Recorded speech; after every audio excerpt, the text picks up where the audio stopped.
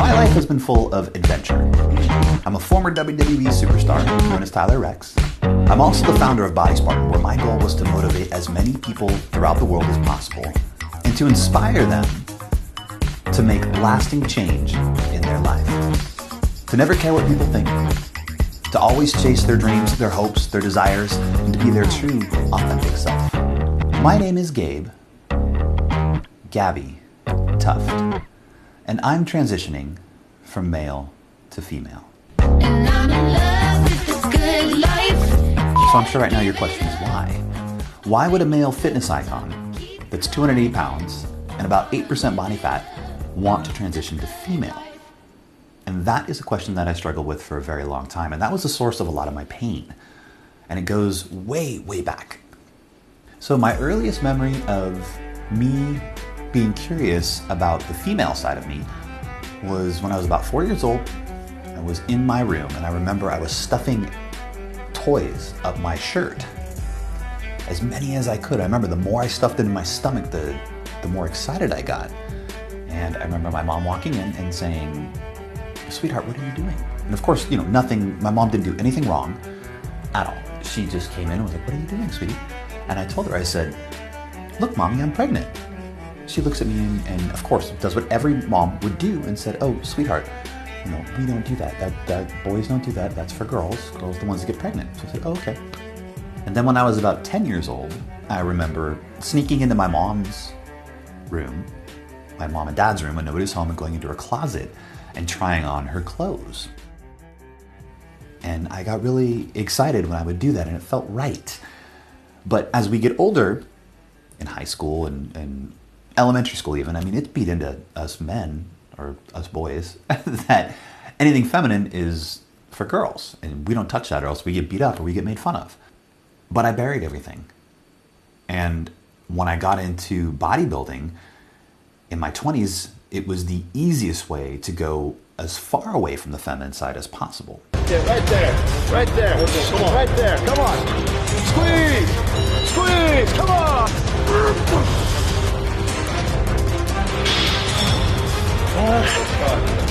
This interview, this video is about full transparency.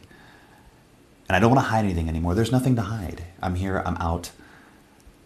And yes, I injected every steroid I could possibly think of to get as big as possible. And in WWE, they did drug tests, so I wasn't able to use steroids in WWE, but I was still able to stay big, stay large, and I grew a big beard, and the bigger my beard was, the more masculine I was.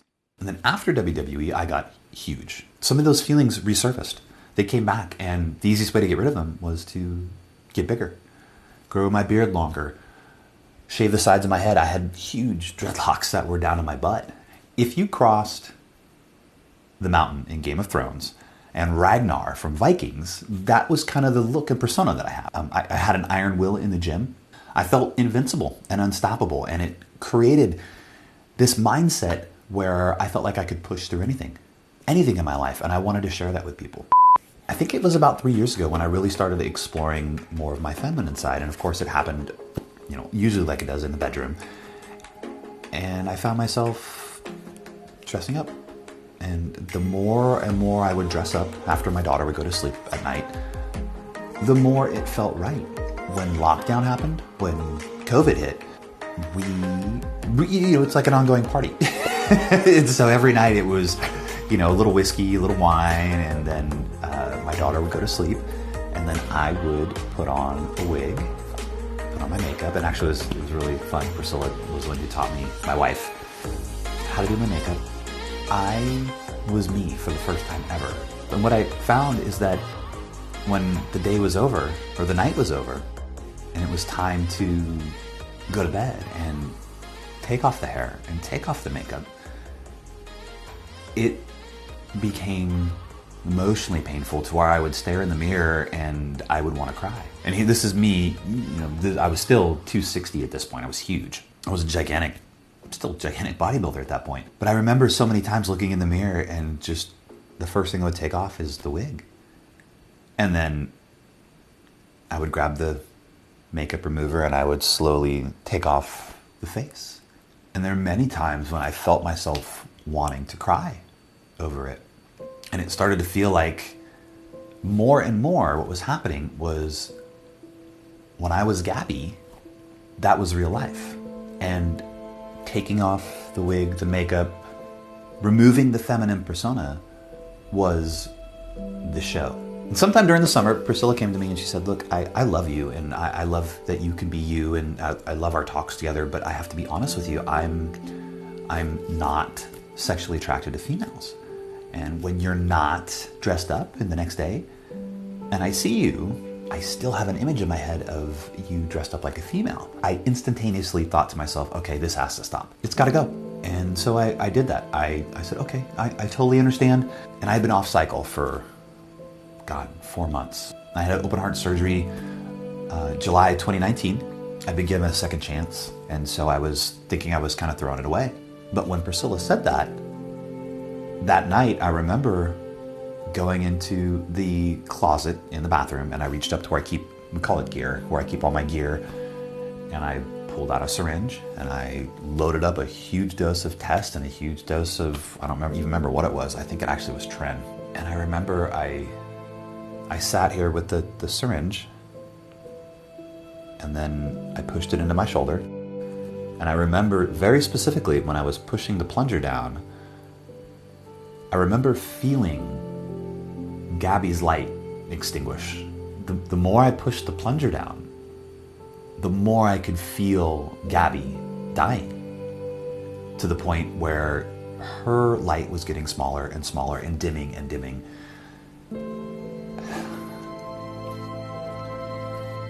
And I remember when I pushed it all the way down, I thought I had killed her. And I thought she was gone.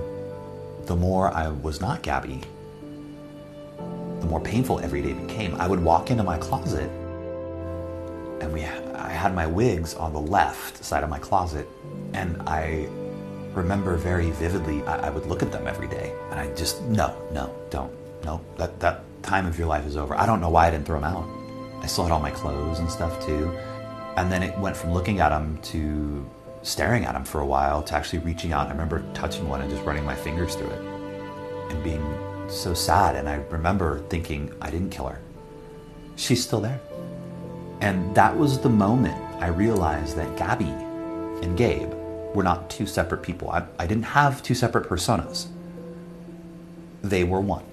I was just hiding my true self. And every day after that became more and more painful. I remember feeling like there was just this weight on me.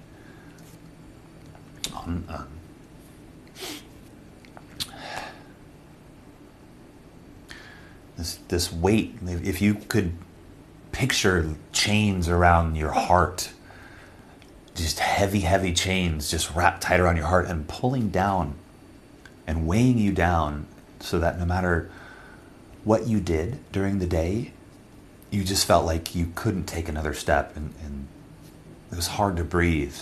And I became incredibly depressed, and I had visions of me just putting a gun to my head. I've got firearms, I've got guns in my closet, I've got guns hidden in places in my house, and I shoot all the time. But I remember thinking and having this vision of what it would be like to feel the cold steel of the barrel against my temple. Like every day was getting harder and harder. And here I am, the guy that would tell everybody, never give up. When things get hard, we pick ourselves up off the pavement. We scrape ourselves up off the pavement and we keep going. And my light was fading. For the first time in my entire life, I was no longer a leader. I was dying inside. It was even worse for thinking that my brother had done the same thing 7 years ago. And it was because I just didn't want to live another day in this body. And Priscilla had seen me in this state. She sat down and said, hey, do you want to talk? And I couldn't even muster words out of my mouth. I was so depressed. And then she moved from the chair she was sitting in to alongside of me. We have a love seat out front on our patio. And she leaned in and said, sweetheart, is there something that you need to tell me? I remember saying, I thought I killed her. I thought I killed Gabby and I didn't. She's still here. And I remember saying that if I I would rather die than not live another day as a woman. And Priscilla leaned over and she gave me a gigantic hug and looked me in the eyes and she said, sweetheart, I know, and it's okay, and I love you. I support you 100%. She said, things are gonna change, but we'll figure it out. It's gonna be different. I don't know what it's gonna look like, but we will figure it out. That moment, it was like a gigantic weight was lifted off my shoulders. I felt the life come back into me, and I felt like my heart ignite, and I knew that I was free. But I knew that's when I was okay to transition, so I did the only thing that I knew how to do, and I started dropping muscle mass. I don't want to be a 260-pound female. I don't want to be a huge bodybuilder female. I want to ultimately be passable. I'm at 215 right now. I've lost, gosh, I started at 260, so whatever the math is on that. So 35, 40 pounds almost, give or take. It was 260, 265, and it's been over about 3 months. But I remember the day after she told me it was okay, I made a call and I found a doctor and I got on hormone therapy. I got on female hormones. So yeah, things are gonna change. I'm already seeing facial changes. The fat deposits in my face are changing. I'm losing muscle mass quickly, but I don't want to stop there. Down the road, once I find enough a way to pay for it, I am planning on having facial feminization surgery. Breast augmentation is something that's coming. I don't know when. I'm hoping that the estrogen does what it's supposed to do. Maybe I'll be happy with what I get. Maybe I won't. I don't know. I want to feel feminine. I want to be passable. And so yeah, trachea's gonna get shaved. There's vocal surgery that will need to happen. This was the hardest decision I'd ever made, and it's because I was afraid. My company, Body Spartan, is 90% male demographic, and I am not sure how the men that I have led as a man are going to take this. What I can say to everyone that's followed me, to everyone that's looked up to me, to everyone that has been inspired by my videos and by what I've put out in the past, I've always told you to follow your dreams, and I've always told you to be you, and to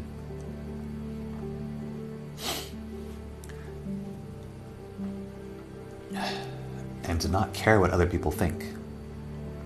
And here I was, cowering in a corner, so afraid of what the world would think. Here I was, for months, locked inside my house, not going out, not being me, because I was afraid of what people would think. And I just want you to know that it holds true no matter what. I don't care what other people think anymore. I don't care if people are disappointed. I know that this is me and I'm happier than I've ever been. And I know that some people will hate, but I always say, fuck the haters. They're gonna be there, just means you're on the right path. And there are gonna be people that support and love, and I'm just gonna say ahead of time, thank you.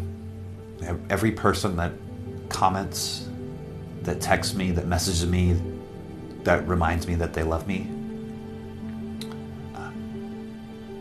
no matter no matter what I look like, but for more who I am, it means more than you will ever know.